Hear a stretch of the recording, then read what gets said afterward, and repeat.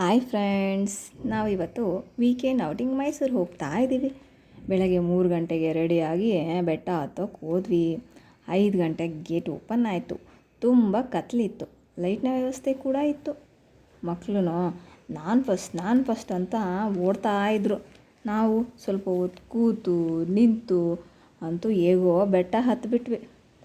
6 ಗಂಟೆಗೆ ಬೆಟ್ಟದ ಮೇಲೆ ಹೋದ್ವಿ. ದರ್ಶನಕ್ಕೆ ನಿಂತ್ಕೊಂಡ್ವಿ. 8 ಗಂಟೆಗೆ ದರ್ಶನ ಆಯಿತು. ದರ್ಶನ ಮಾತ್ರ ತುಂಬ ಚೆನ್ನಾಗಾಯಿತು. ತಾಯಿ ಚಾಮುಂಡೇಶ್ವರಿ ನೋಡೋದೇ ಒಂದು ಭಾಗ್ಯ. ಅಲ್ಲಿ ಪ್ರಸಾದ ವ್ಯವಸ್ಥೆ ಕೂಡ ಇತ್ತು. ನಾವು ಪ್ರಸಾದ ತಿನ್ಕೊಂಡು ಹಾಗೆ ಶಾಪಿಂಗ್ ಮುಗಿಸ್ಕೊಂಡು ಬೆಟ್ಟದ ಮೇಲಿಂದ ಮೈಸೂರು ಸಿಟಿ ನೋಡ್ತಾ ಕೆಳಗೆ ಇಳಿದು ಬಂದ್ವಿ.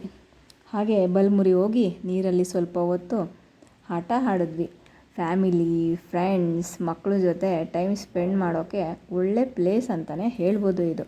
ನೀರಲ್ಲಿ ಆಟ ಎಲ್ಲ ಮುಗಿಸ್ಕೊಂಡು ಹಾಗೆ ಸಂಜೆ ವೇಣುಗೋಪಾಲ ಸ್ವಾಮಿ ಟೆಂಪಲ್ ಕಡೆ ಹೋದ್ವಿ.